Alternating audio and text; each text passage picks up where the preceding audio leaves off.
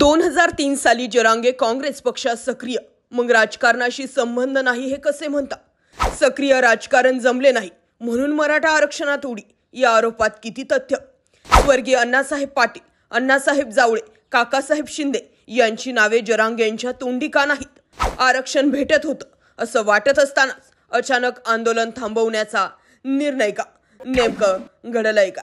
मनोज जरांगे पाटील आजपासून नाही तर गेल्या 1-2 महिन्यांपासून संपूर्ण महाराष्ट्रासाठी परिचयाचे झाले। पण तुम्हाला कुणाला मनोज जरांगे पाटलांची हिस्ट्री माहिती आहे का? खरोखरच मनोज जरांगे पाटलांचा राजकारणाशी काही संबंधच नव्हता का? आणि मराठा आरक्षणासाठी काही दिग्गज नेत्यांनी आपल्या प्राणाची आहुती दिली असं म्हटलं तरी चुकीचं ठरणार नाही। अशा नेत्यांची नावं जरांगे पाटलांनी आपल्या तोंडी का घेतले नाही, यावरच आज आपण बोलणार आहोत। अंतरवाली सराटी येथे आंदोलक आणि पोलिसांमध्ये झालेल्या वादामुळे आमरण उपोषण करणारे मनोज जरांगे पाटील चर्चेत आले। मनोज जरांगे यांचं मूळ गाव बीड जिल्ह्यातील तालुका शिरूर मधील मातोरी गाव, पण काही वर्षांपूर्वी ते जालन्याच्या अंबडमधील अंकुश नगरात स्थायिक झाले। जरांगे पाटलांना समाजसेवेची आवड असल्यानं अगदी स्वतःच्या मालकीची जमीन विकून त्यांनी मराठा आरक्षण चळवळीला बळ दिलं। यासाठी त्यांनी कित्येक मोर्चे काढले, आमरण उपोषण केली, रस्ता रोको केले। मराठा आरक्षणाची लढाई राज्य सरकारने सुप्रीम कोर्टात लढावी, तसेच मराठा समाजातील तरुणांना नोकरी तसेच शिक्षणात आरक्षण मिळावं या मागणीसाठी मनोज जरांगे यांनी अंतरवाली सराटी गावात उपोषण सुरू केलं। त्यांच्या आंदोलनाची दखल मुख्यमंत्री एकनाथ शिंदे, उपमुख्यमंत्री देवेंद्र फडणवीस यांच्याकडून घेण्यात आली। तसेच राष्ट्रवादीचे अध्यक्ष शरद पवार, विरोधी पक्षनेते विजय वडेट्टीवार यांनी देखील मोर्चास्थळी दौरा करत आंदोलकांची भेट घेतली। परंतु काही प्रश्न असेही आहेत की जे अजूनही मराठा समाजासहित त्यांच्या विरोधकांना सुद्धा पडले। सध्या मराठा समाजाच्या आरक्षणाचा विडा मनोज जरांगेंनी उचलला असला तरी मराठा समाजाच्या आरक्षणासाठी अनेक थोर व्यक्तींनी आपले जीव की प्राण एक केले आहेत। त्यात आपल्या प्राणाची आहुती देणारे स्वर्गीय अण्णासाहेब पाटील आहेत व मराठ्यांना कुणबी प्रवर्गातून आरक्षण देणारे स्वर्गीय पंजाबराव देशमुख सुद्धा।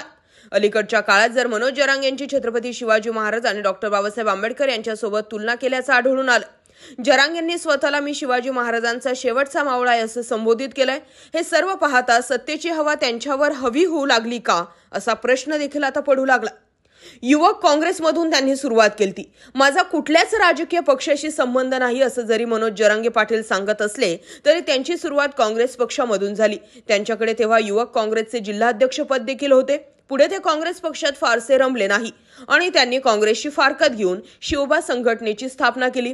नगर जिल्ह्यातील कोपर्डी अत्याचारातील आरोपींवरील हल्ला प्रकरणात शिवबा संघटनेच्या कार्यकर्त्यांवर आरोप झालेला होता। सक्रिय राजकारणात योग्य संधी मिळाली नाही म्हणून मराठा आरक्षणाच्या लढाईत त्यांनी उडी घेतल्याचं सुद्धा बोललं जातं। सध्या जरी ते स्वतःला अपक्ष आंदोलनकर्ता म्हणत असतील तरी राज्याचे उपमुख्यमंत्री आणि भाजपा नेते देवेंद्र फडणवीस यांच्यावर त्यांनी निशाणा साधला आणि आरक्षणाच्या पलीकडे जाऊन देवेंद्र फडणवीस यांनी भाजप संपवली अशा वक्तव्यांमुळे त्यांचा राजकीय हेतू पुढे येतो। जरांगेंच्या अनेक आंदोलनांसाठी त्यांना राष्ट्रवादीच्या एका बड्या नेत्याचा पाठिंबा आहे असं देखील बोललं गेलेलं होतं। दरम्यान प्रश्न असा आहे, आता आरक्षणावर येऊया। शिवाय सध्या महाराष्ट्र सरकार एका अभ्यासपूर्ण प्रक्रियेने मराठा समाजाला आरक्षण देण्याचा प्रयत्न करताना दिसून येत आहे। एवढं मात्र नक्की आहे की अशा प्रयत्नानं जे गरजू कष्टकरी विस्थापित मराठे आहेत त्यांनाच आरक्षण मिळेल आणि जे मोठे कारखानदार प्रस्थापित मराठे आहेत त्यांना कदाचित या प्रक्रियेमध्ये वगळण्यात येईल। म्हणून का जरांगे पाटलांचा आरक्षणाचा हट्ट इतक्या घाईमध्ये धरत आहेत? त्यांच्या या घाईमुळे न्यायालयाने पुन्हा काही पेच काढले आणि आरक्षण रद्द झाले तर याची जबाबदारी कोण घेईल?